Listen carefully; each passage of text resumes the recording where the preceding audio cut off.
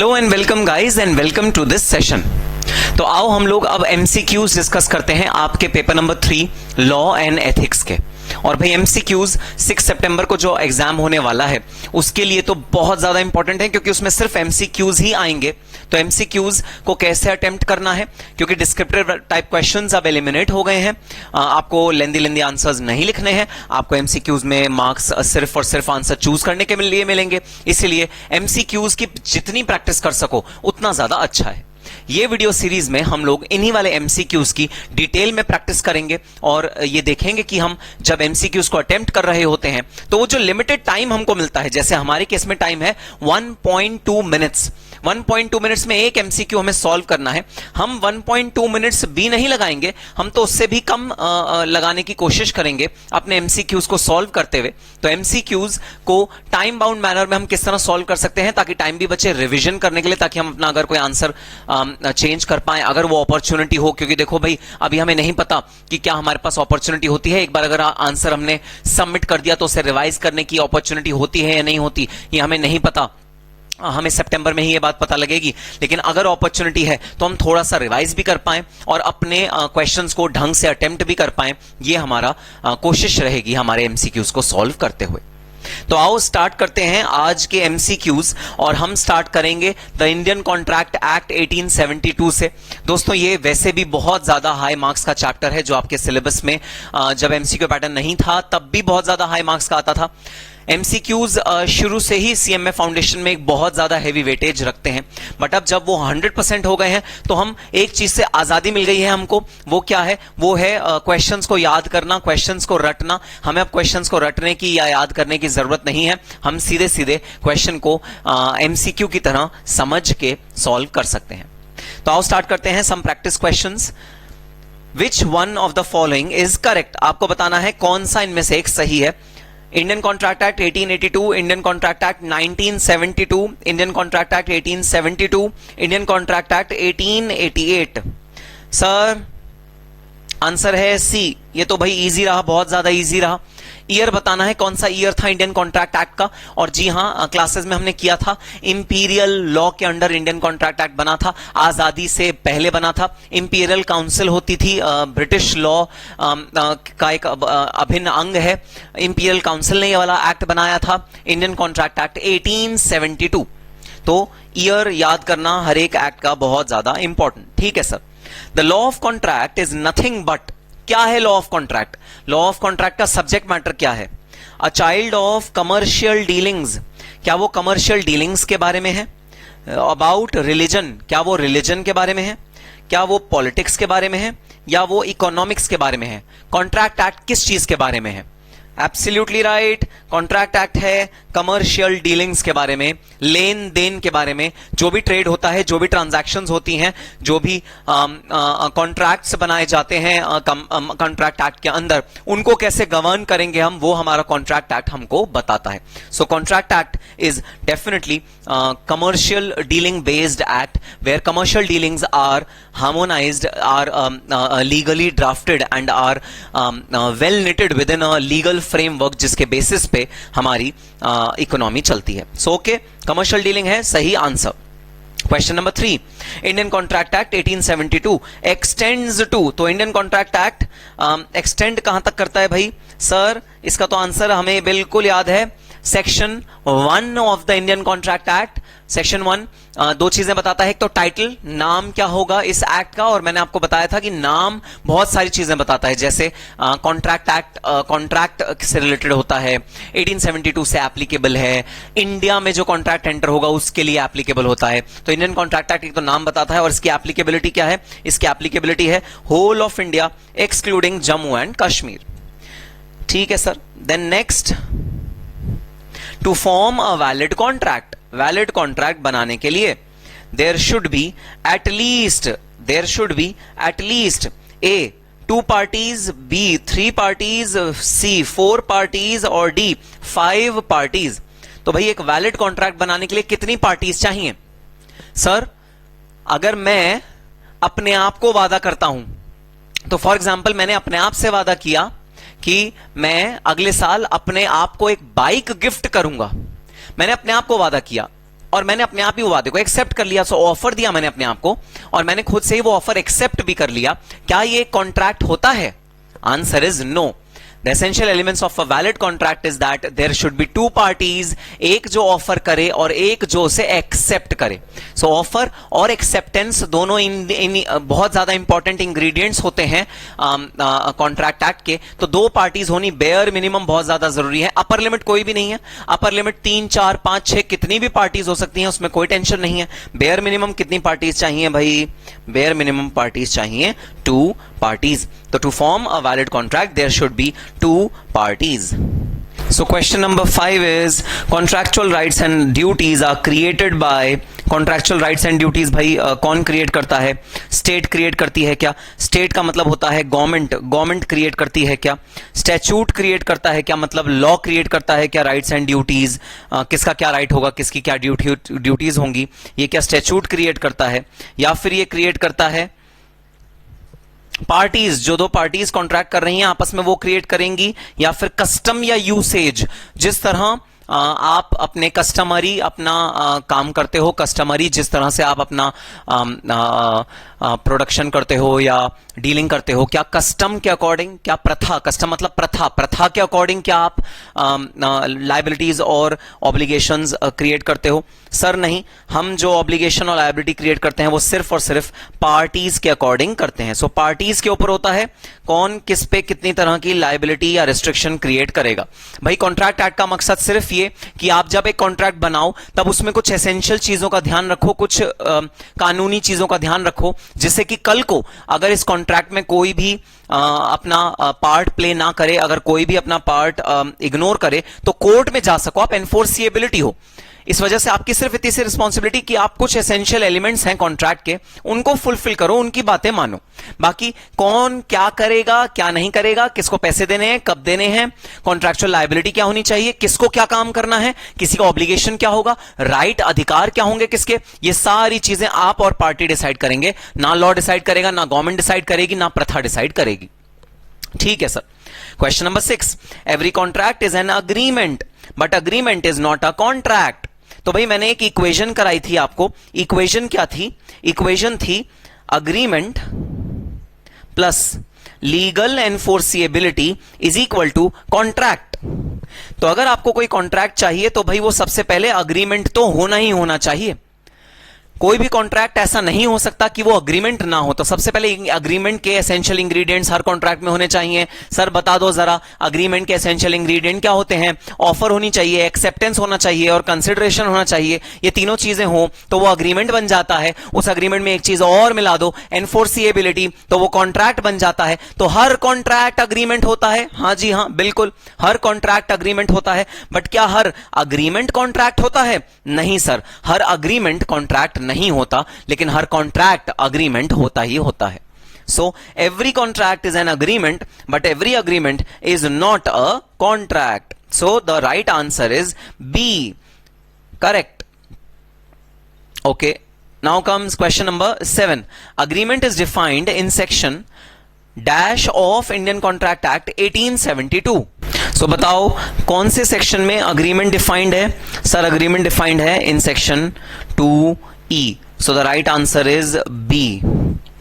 Agreement is defined under section 2E. ठीक है sir. Next, as per section 2E of the Indian Contract Act, every promise and every set of promise forming the consideration for each other is an. Sir आपने अभी अभी बताया हमें कि 2E में agreement की definition होती है, तो naturally अगर हम 2E की बात कर रहे हैं तो हमारा सही जवाब होगा B, which is an agreement.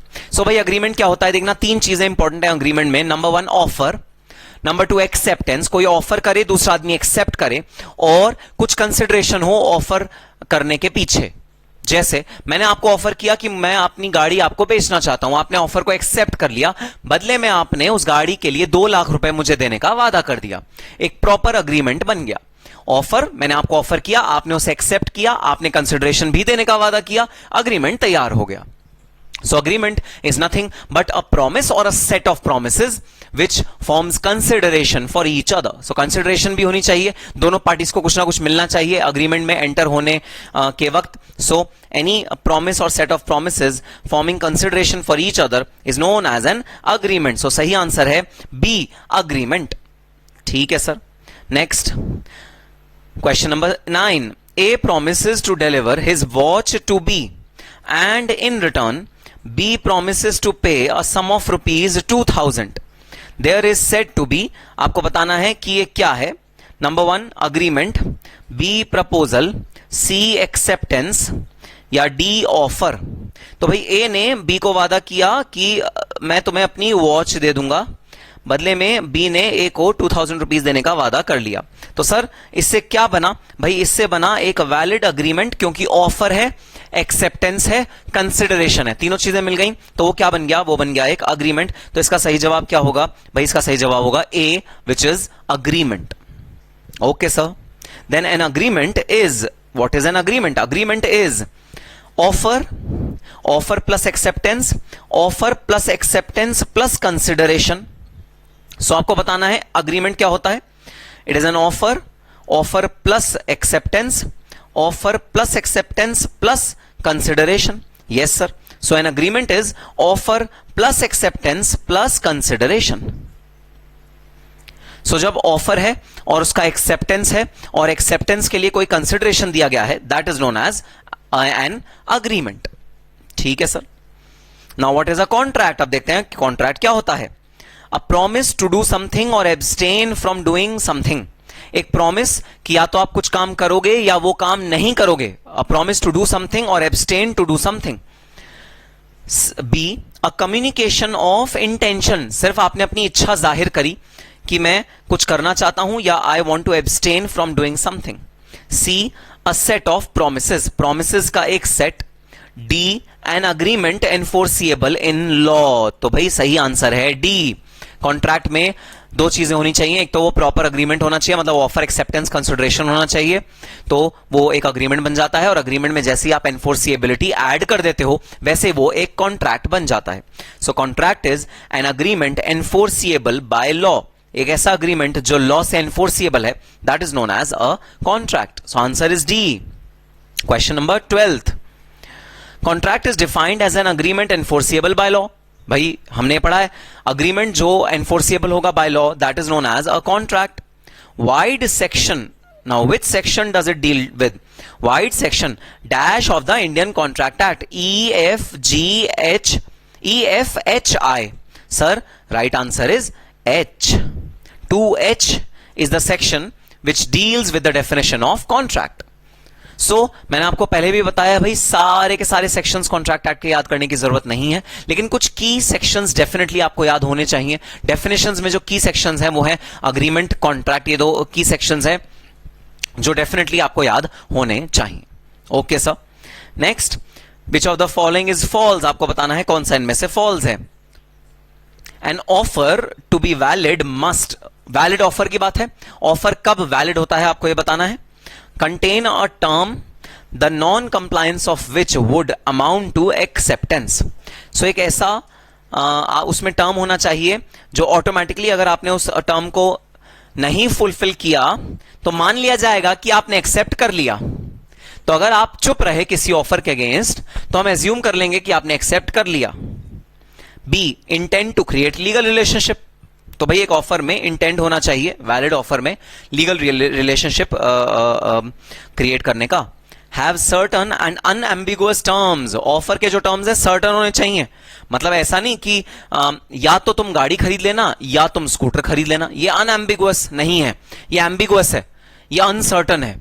तो ये एक वैलिड ऑफर नहीं है, वैलिड ऑफर होने के लिए अनएम्बिगुअस होना चाहिए। तो सर ये तो सही लग रहा है। सर ये भी ठीक लग रहा है, क्योंकि एक वैलिड अग्रीमेंट तभी बनता है, एक वैलिड ऑफर तभी माना जाता है जब वो लीगली एनफोर्स करने का आपका उसमें मकसद हो। क्योंकि लीगली एक ऑफर हम तभी एक्सेप्ट करते हैं जब उसमें इंटेंशन हो पार्टीज की कि वो इस ऑफर को लीगली एनफोर्स करना चाहती हैं। B, communicated to the person to whom it is made. Sir communication तो बहुत ज्यादा प्रॉपर होता है ऑफर के केस में, जो ऑफरी है उसके पास कम्युनिकेशन पहुंचना चाहिए। तो बचा कौन सा ऑप्शन जो कि हमें गलत लग रहा है?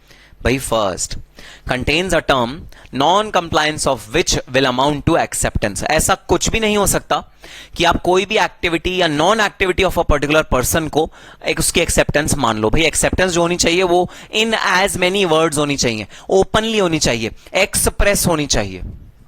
So it should contain the terms, it should not contain the terms non compliance of which would tantamount to acceptance. तो इसका सही आंसर है ए। Then question number 14. Over a cup of coffee in a restaurant, X invites Y to dinner at his house on Sunday. Y hires a taxi, reaches X house at the appointed time, but X fails to perform his promise. Can Y recover any damages from X? तो भाई X ने चाय पे बुलाया Y को, Y पहुंच गया X के घर पे, X ने चाय नहीं पिलाई, वाई कह रहा है मेरे टैक्सी के पैसे लगे हैं, लाओ मेरे टैक्सी के पैसे वापस करो। क्या वाई रिकवर कर सकता है डैमेजेस एक्स से? सर आंसर इज नहीं, वाई रिकवर नहीं कर सकता। क्यों नहीं कर सकता भाई? क्योंकि इंटेंशन लीगल रिलेशनशिप क्रिएट करने की नहीं थी, इंटेंशन थी सोशल रिलेशनशिप क्रिएट करने की। अब इंटेंशन अगर थी सोशल रिलेशनशिप क्रिएट करने की, सोशल रिलेशनशिप क्रिएट करने की, लीगली एनफोर्सेबल नहीं होते ऐसे कॉन्ट्रैक्ट, तो वाई रिकवर नहीं कर पाएगा डैमेजेस एक्स से। ठीक है सर हमने तो बाकी सारे वो पढ़े भी नहीं ऑप्शन, अरे पढ़ने की जरूरत ही नहीं है, हमें तो बिल्कुल क्लियर है आंसर कि जहां इंटेंशन लीगल रिलेशनशिप क्रिएट करने का नहीं होता वहां पर पार्टीज एनफोर्स नहीं कर सकती कॉन्ट्रैक्ट को in court of law. Parties को मजबूरन जबरन अपने राइट्स और ऑब्लिगेशंस छोड़ने पड़ेंगे, कोर्ट ऑफ लॉ उनकी मदद नहीं कर पाएगी। ये कौन सा टाइप का अग्रीमेंट था भाई? ये था सोशल अग्रीमेंट, और सोशल एग्रीमेंट एनफोर्सेबल नहीं होते by law. Which one of the following is best statement about Indian contract act? आपको बताना इंडियन कॉन्ट्रैक्ट एक्ट के बारे में नीचे से कौन सी स्टेटमेंट सही है। It is N exhaustive code containing entire law of contract. अच्छा भाई, ये एक एग्जॉस्टिव कोड है जिसमें कॉन्ट्रैक्ट के बारे में सारी चीजें हैं। Okay, next, it is an act to amend certain parts of law relating to contracts. तो कॉन्ट्रैक्ट के जो लॉ है, रिलेटेड लॉ है, उसके अमेंडमेंट को लाने के लिए ये एक्ट लाया गया था। It is an act to define certain parts of law relating to contracts contains only general principles of contract. भाई इसके अंदर जनरल प्रिंसिपल्स ऑफ कॉन्ट्रैक्ट की बात करी गई है और कुछ पार्ट्स ऑफ द कॉन्ट्रैक्ट की ही बात करी गई है।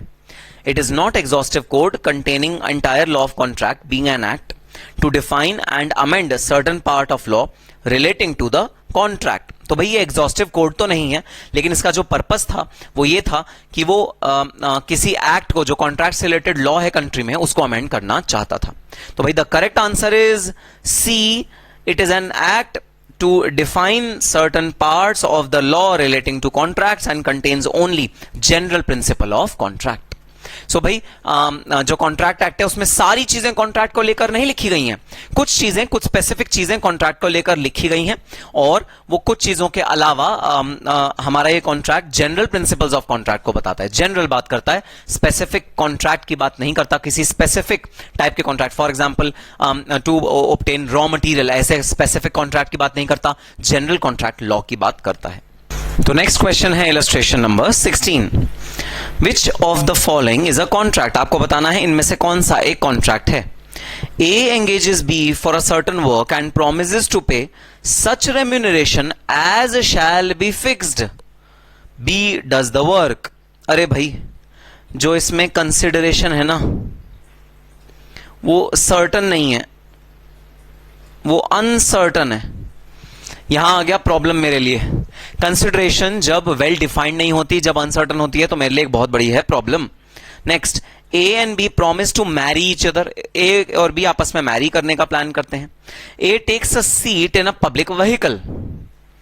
ए invites B to a card party, B accepts the invitation.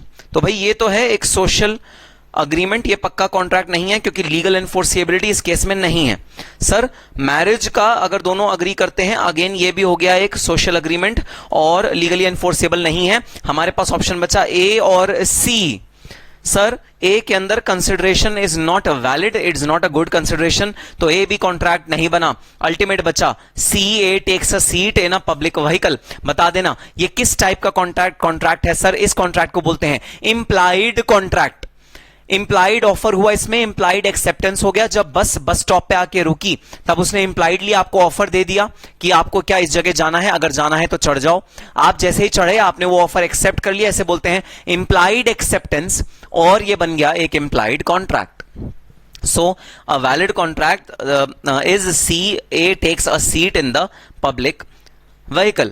For binding contract, both the parties to the contract must. तो अगर एक दूसरे पार्टीज को एक दूसरे को बाइंड करना है कॉन्ट्रैक्ट में तो उन्हें क्या करना पड़ेगा? Agree upon the same thing in the same sense, put the offer and counter offer, stipulate their individual offer, agree with each other. तो भाई सबसे पहले मैं बात करना चाहता हूं ऑफर एंड काउंटर ऑफर। तो आपको पता है जब ऑफर और काउंटर ऑफर कोई आदमी करता है तो दोनों ही खारिज माने जाते हैं, क्योंकि ऑफर का जो रिप्लाई है वो होना चाहिए एक्सेप्टेंस, काउंटर ऑफर नहीं।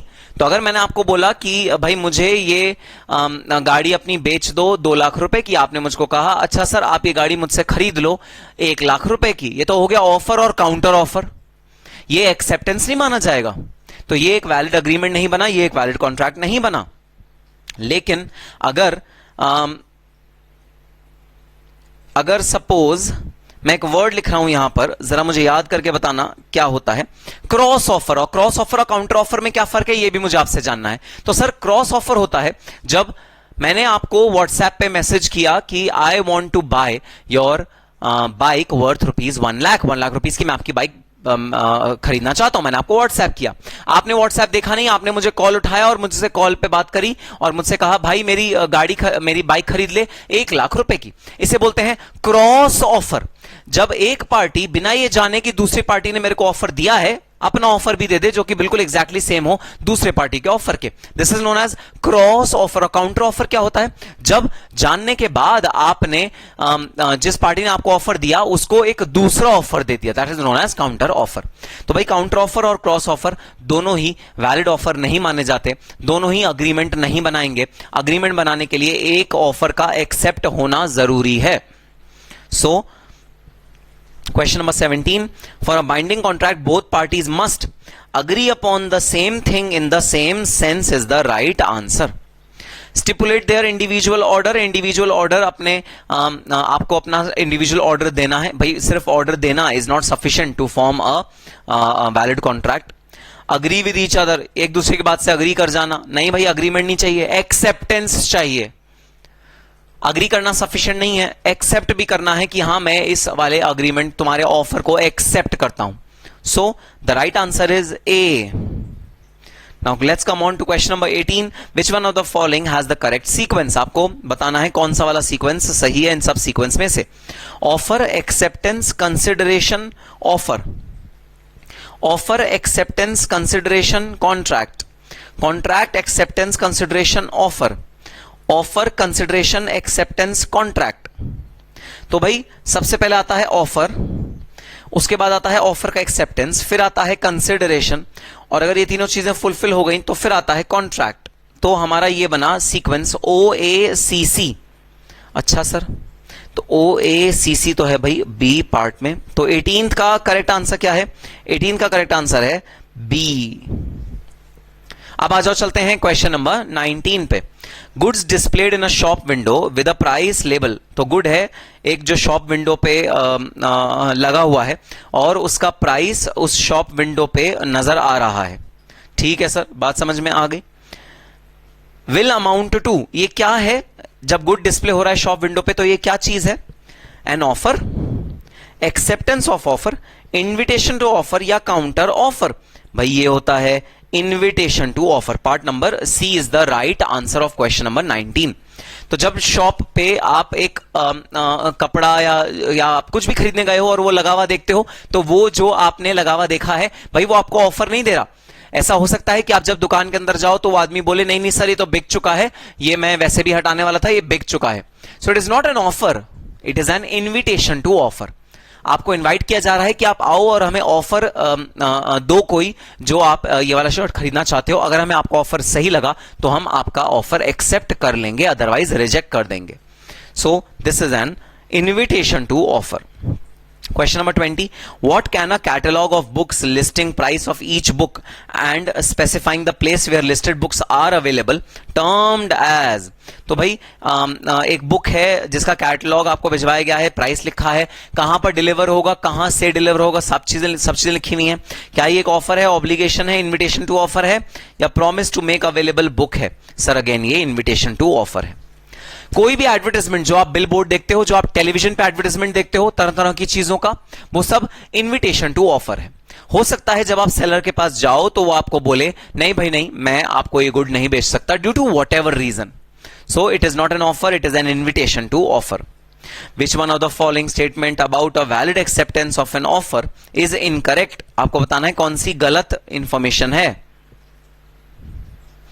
First, acceptance should be absolute and unqualified. तो भाई ये तो एक बहुत वैलिड चीज है कि आपका जो एक्सेप्टेंस है ना वो एब्सोल्यूट होना चाहिए और वो अनक्वालिफाइड होना चाहिए. Acceptance should be prescribed, should be in the prescribe manner. तो एक्सेप्टेंस जो होनी चाहिए वो प्रिस्क्राइब मैनर में होनी चाहिए, ये भी बिल्कुल ठीक.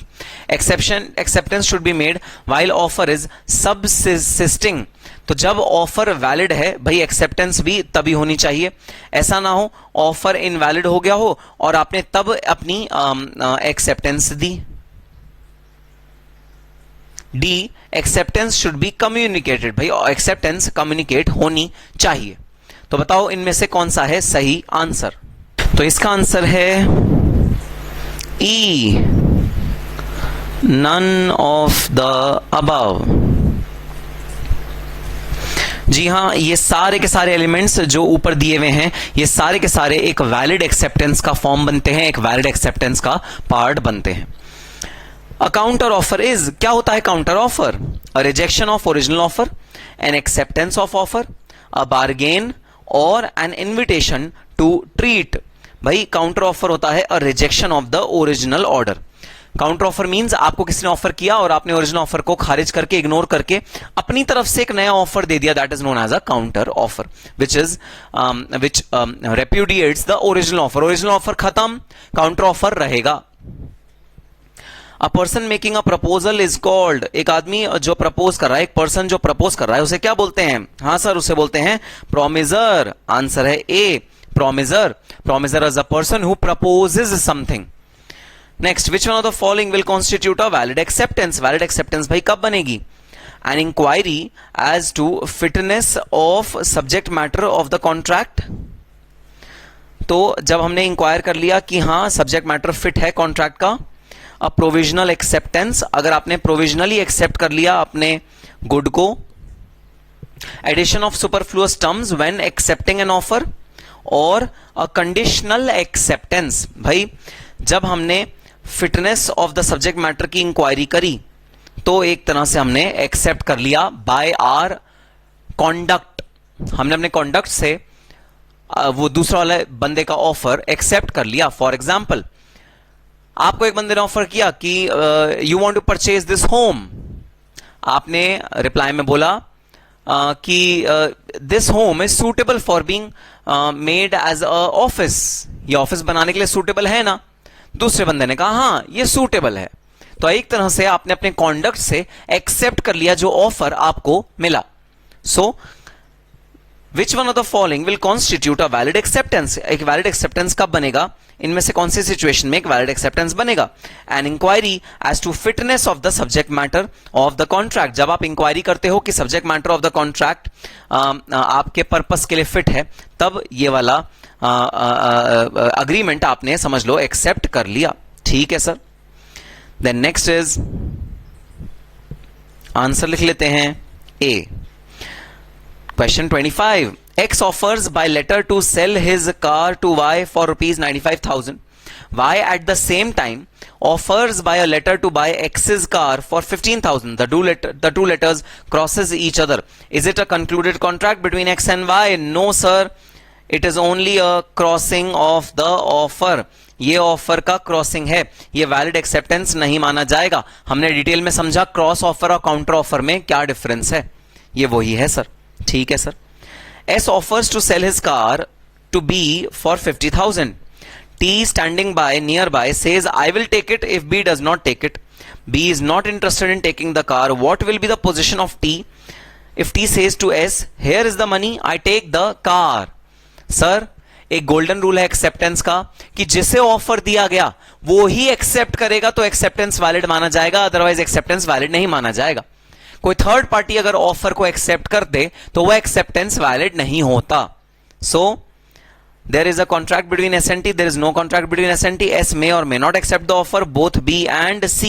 Answer है B, there is no contract between S and T. So answer in this case is B. ठीक है सर, बात समझ में आ गई.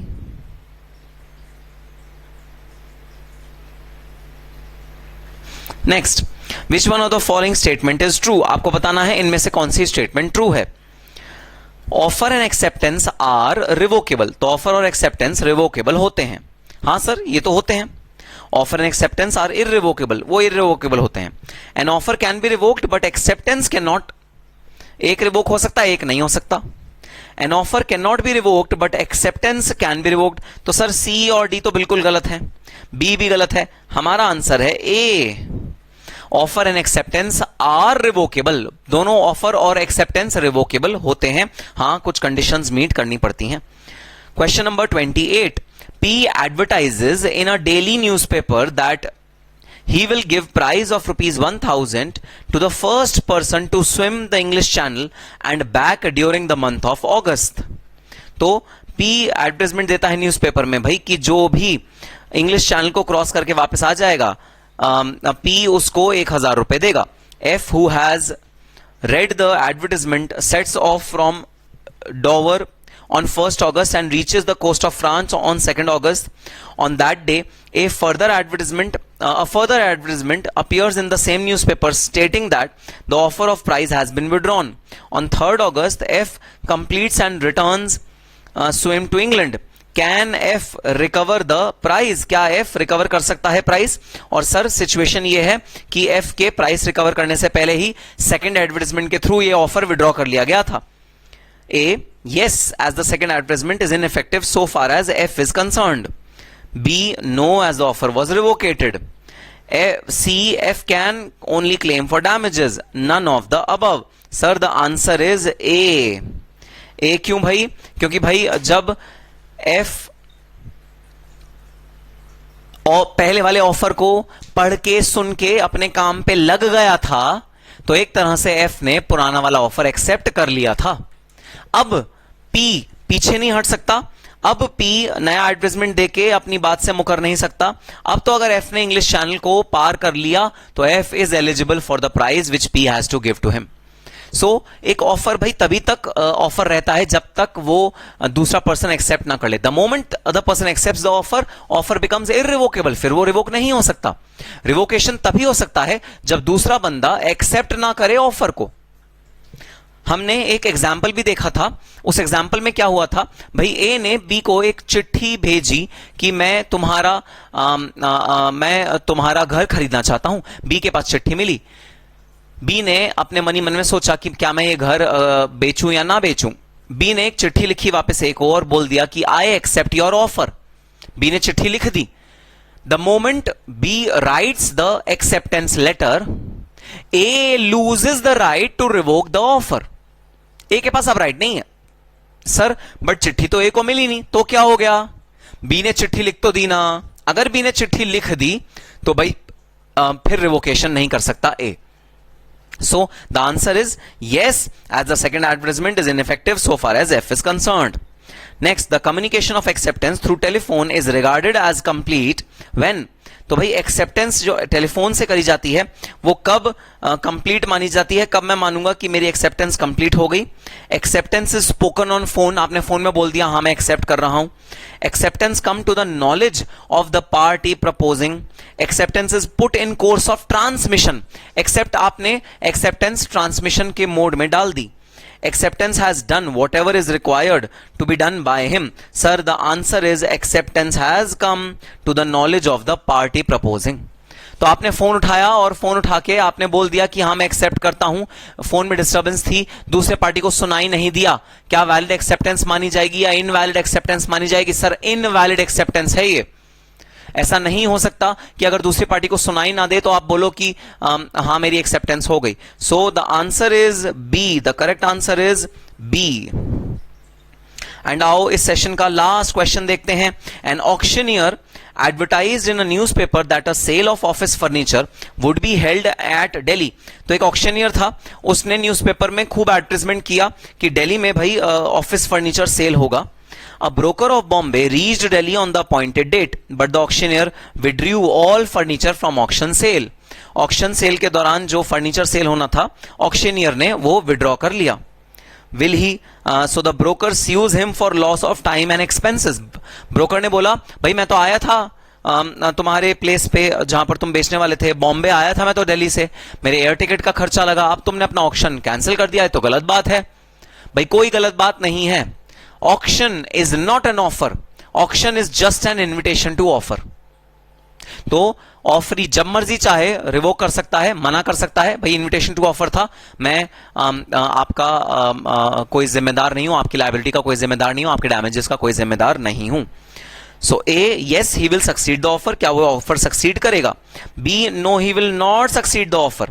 Can't say none of the above. Answer है B, no he won't succeed the offer. वो offer succeed नहीं करेगा.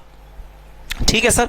तो आज के सेशन में हमने ये फर्स्ट 30 क्वेश्चंस अपने सॉल्व करे एमसीक्यूज के, और हम हर सेशन में इसी तरह कुछ कुछ क्वेश्चन सॉल्व करेंगे. भाई मैं जानबूझ के सेशन को एकदम ब्रीफ रखूंगा, छोटा रखूंगा, ताकि आप बहुत ज्यादा देर तक कहीं आप वीडियो देखते देखते सो ना जाओ. तो सेशन एकदम ब्रीफ रखेंगे. अगर आपको ये एमसीक्यू कंपाइलेशन चाहिए, इसका लिंक है डिस्क्रिप्शन बॉक्स में, जाओ और एमसीक्यू कंपाइलेशन देखो और उसे करो. जितने ज्यादा एमसीक्यू प्रैक्टिस करोगे उतना ज्यादा आपका बेनिफिट होने वाला है, क्योंकि अब डिस्क्रिप्टिव टाइप लंबे लंबे क्वेश्चन याद करने की जरूरत नहीं. छुटकारा मिल गया भाई आपको बहुत ज्यादा लेंदी आंसर्स लिखने से. जितने ज्यादा एमसीक्यू मिल सकते हैं, जहां से भी मिल सकते हैं, सबको उठाओ और सबको रिवाइज करना शुरू कर दो. मुझे जहां से भी एमसीक्यू मिले मैंने सारे के सारे उठाए और एमसीक्यू कंपाइलेशन में डाल दिए, और आई थिंक ये मोर देन सफिशिएंट है आपके एग्जामिनेशन पॉइंट ऑफ व्यू से. तो आप बस इन्हें करके चले जाओ, कम से कम 3 या 4 बारी इनको ब्रश थ्रू करके चले जाना. It will be more than enough. और हम मिलेंगे अपने अगले पार्ट में एमसीक्यूज के एक अलग सेट ऑफ एमसीक्यूज डिस्कस करने के लिए.